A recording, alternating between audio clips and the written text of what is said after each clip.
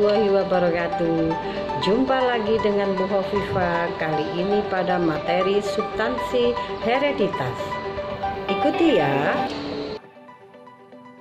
Kita mulai substansi genetika.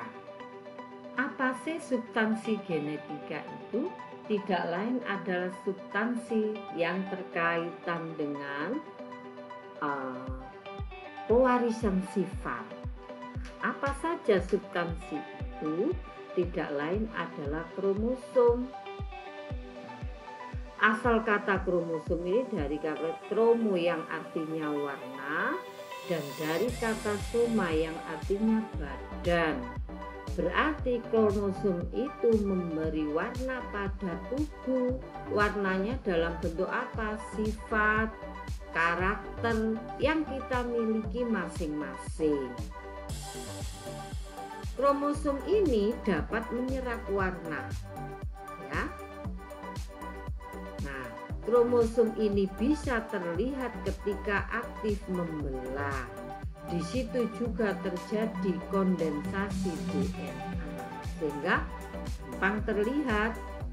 Selalu berpasangan karena gen juga selalu berpasangan dalam menentukan satu sifat. Ini coba diperhatikan, ini kromosom ini sepasang. Ketika sentromer ini pecah, maka dia akan menjadi dua kromosom. Nah, kromosom ini yang belum lepas ini dalam satu rangkaian ini yang disebut kromatid. Sehingga ini itu disebut sepasang kromosom homolog di mana bentuknya sama. Dan lokus ini tempat-tempat gennya, lokus gennya bersesuaian. Ya. Kemudian jika kita urai di dalam kromosom ini ada yang namanya DNA. Ya. Selanjutnya kromosom juga ya berperanan dalam hereditas karena mengandung faktor pengendali keturunan atau gen. Jadi di dalam kromosom ini ada DNA. Di dalam gen DNA ini ada gen-gen ini. Ini ada gen-gen, sejumlah gen-gen yang menentukan sifat-sifat yang kita miliki. Panjangnya antara 0,2 sampai 50 mikron dan diameternya antara 0,2 sampai 20 mikron. Ingat bahwa 1 mikron itu sama dengan 1/1.000.000 milimeter. Tipe kromosom itu yang kita miliki ada dua, ada autosom itu kromosom tubuh, dan ada genosom itu kromosom seks, simbolnya XY. Sekarang kromosom itu tersusun dari apa?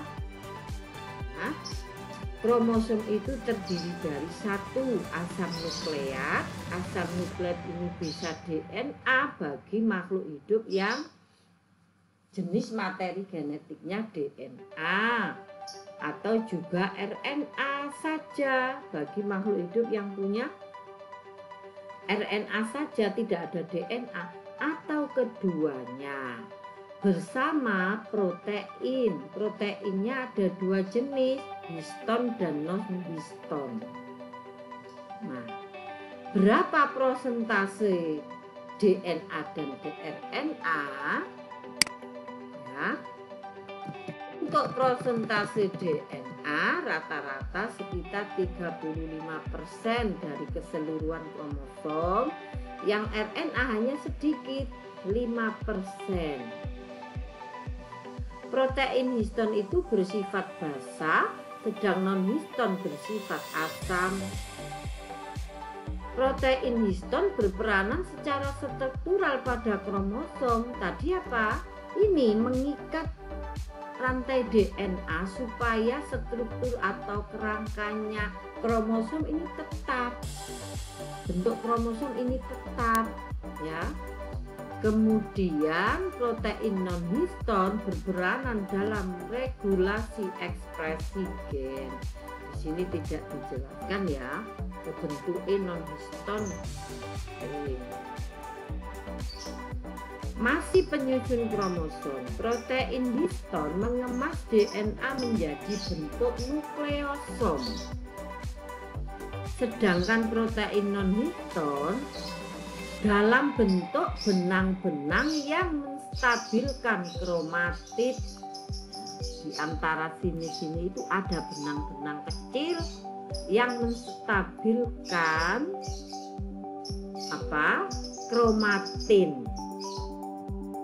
Histon bersifat basa sehingga dapat menetralkan DNA.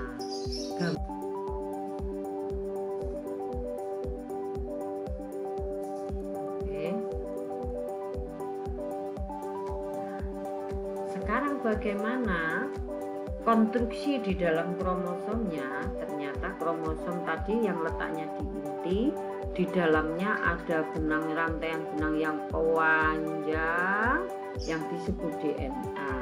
Di dalam DNA ada gen-gen. Nah, DNA itu konstruksinya bagaimana di dalam kromosom?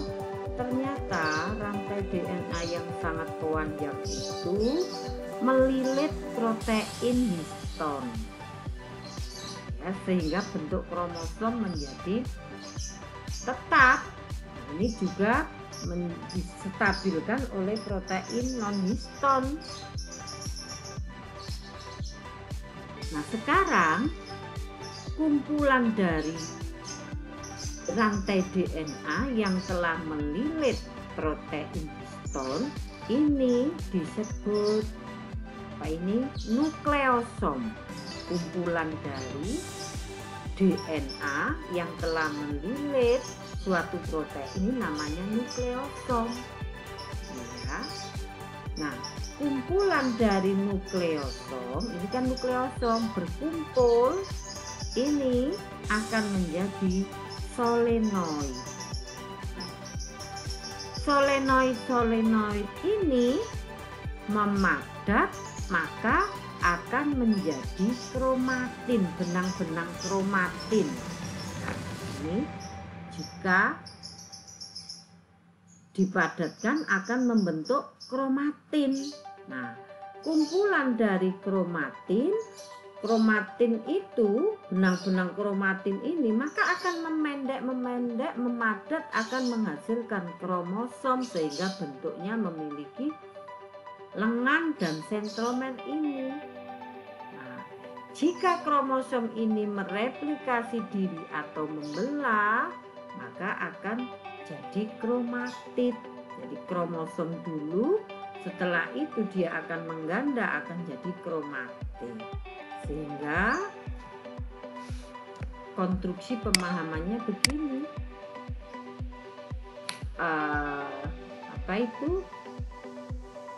Jika kita rangkai atau susun pemahaman kita menjadi ini, DNA dan protein histon itu terangkai, maka kumpulannya akan membentuk nukleosom.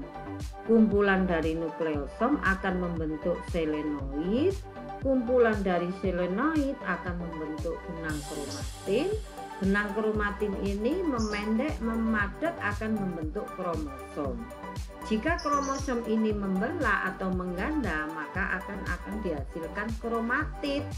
Kromatid ini tidak lain adalah sepasang kromosom homolog. Ini strukturnya.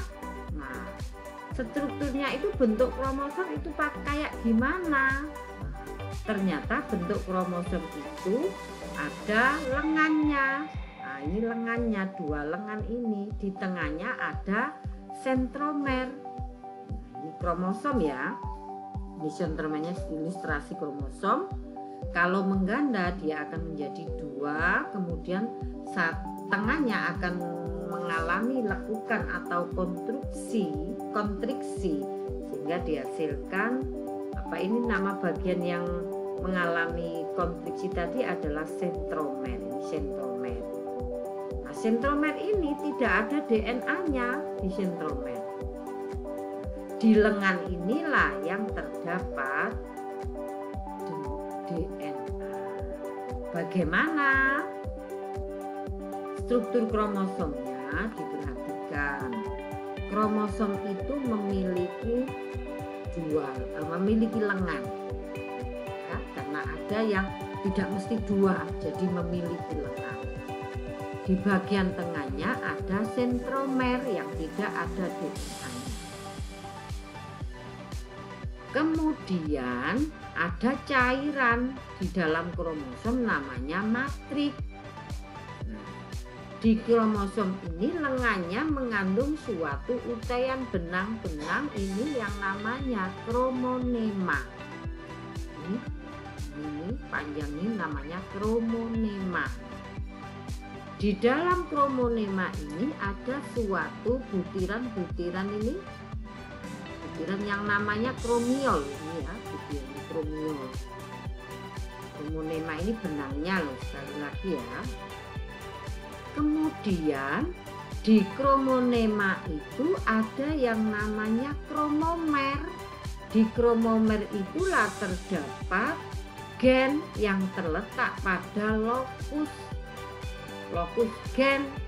Jadi ini kromomer ini terdapat lokus gen. Lokus gen itu tempatnya gen, itu sangat kecil sekali ya. Kemudian di bagian ujung dari kromonema ini ada bulatan, ini namanya satelit. Satelit ini di bagian luarnya ada suatu bagian akhir dari suatu kromosom, itu namanya telomer. Nah, telomer inilah yang semakin hari seiring usia bertambah ini semakin habis, semakin pendek, akhirnya berisiko bahwa kromosom-kromosom itu saling melengket. Karena apa? Telomer ini berfungsi supaya kromosom satu dengan yang lain tidak lengket. Nah, kalau seiring usia bertambah ini semakin tipis, berarti kemungkinan lengketnya kromosom itu kan lebih besar. Akibatnya kalau usia tua jangan baru merencanakan atau hamil lagi, karena bisa berakibat bayinya cacat. Nah, itu semua tapi terkait dengan takdir. Ya. Di dalam sentromer ini ada tempat mencapnya benang gelondong, benang pembelahan atau benang gelondong. Jika nanti mau selnya itu membelah, berarti kromosom kan berbelah. Di sini ada benang-benang, tempat benang menancap itu ada di dalam kinetokon. Nah, benang itu tersusun atau terbuat dari mikrotubula. Ya. Sekarang, berapa sih total jumlah kromosom di dalam setiap sel tubuh kita? Ya. Di setiap sel tubuh kita itu ada, kalau pada manusia ya saya contohkan, ada 46 kromosom. Kromosom ini selalu berpasangan, sehingga kalau dipasangkan adalah 22 pasang kromosom tubuh di kromosom tubuhnya ya, sampai nomor 21 kemudian 22 ya.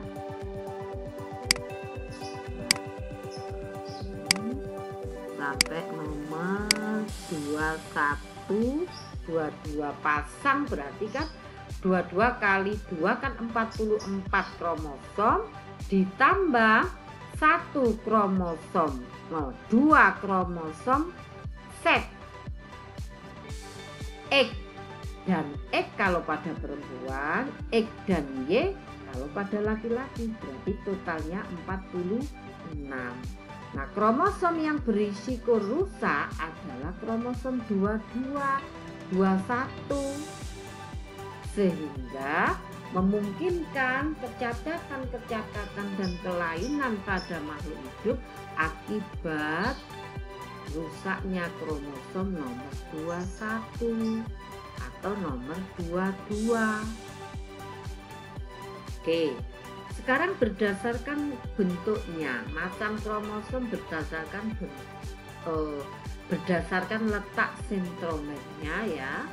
Kalau sentromernya di tengah itu namanya metas, ya, metasentris. Ya. Kalau mendekati tengah berarti submetasentris. Kalau mendekati ujung, ya, itu namanya akrosentris. Kalau tepat di ujung pas itu namanya telosentris, sehingga hanya ada satu lengan. Oke, ini sudah saya sampaikan tadi macam kromosom berdasarkan jenisnya. Di dalam tubuh kita itu ada 2 jenis kromosom. Satu, kromosom tubuh menentukan sifat-sifat tubuh kita yang disimbolkan dengan huruf A. 2, kromosom seks atau disebut genosom, tidak lain adalah X dan Y yang menentukan jenis kelamin. Kalau perempuan berarti XX, kalau laki-laki berarti XY. Sekarang jumlah kromosom. Jumlah kromosom di dalam tubuh kita itu selalu berbeda, tergantung, maksudnya bervariasi tergantung jenisnya. Ya, manusia 46, simpanse 48, terus ayam 78, kecoa 24. Tumbuhan juga demikian, ya, tomat 24, tembakau 48. Jadi tergantung individunya masing-masing. Nah, bagaimana penulisan simbol kromosom? Ya, penulisan. Nah, contohnya saya contohkan, ambil manusia ya. Manusia memiliki 46 kromosom dalam sel tubuhnya. Bagaimana simbol penulisan kromosomnya? Jawabannya, untuk sel tubuh, di dalam tubuh kita kan ada sel tubuh dan sel kelamin. Nah, untuk sel tubuhnya pada laki-laki itu 46. 46 ini yang 44 adalah autosom, yang 2 adalah XY. Jika dijadikan berpasangan maka akan menjadi 22, 44 ya, berpasangan menjadi 22, simbol hurufnya harus 2AA.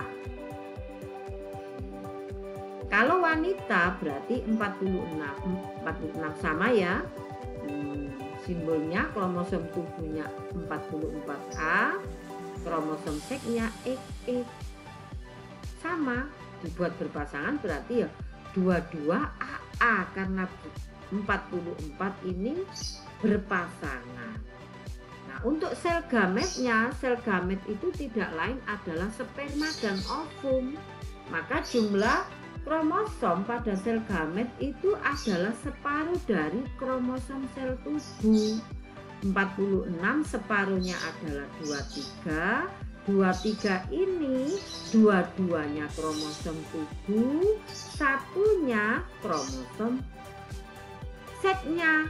Kromosom seksnya itu kan hasil dari meiosis, sehingga dia akan memisah. Ada yang membawa kromosom X, ada yang membawa kromosom Y. Jika dua-dua ini dipasangkan maka akan menjadi 22 AA plus X atau 11 AA plus Y. Nah, kalau sel telur sama 22A plus X. Nah, karena perempuan itu XX kan bentuknya sama, ya ditulis satu saja. Oke. Demikian penyampaian materi dari Bu Hovifa ya. Jangan lupa belajar dan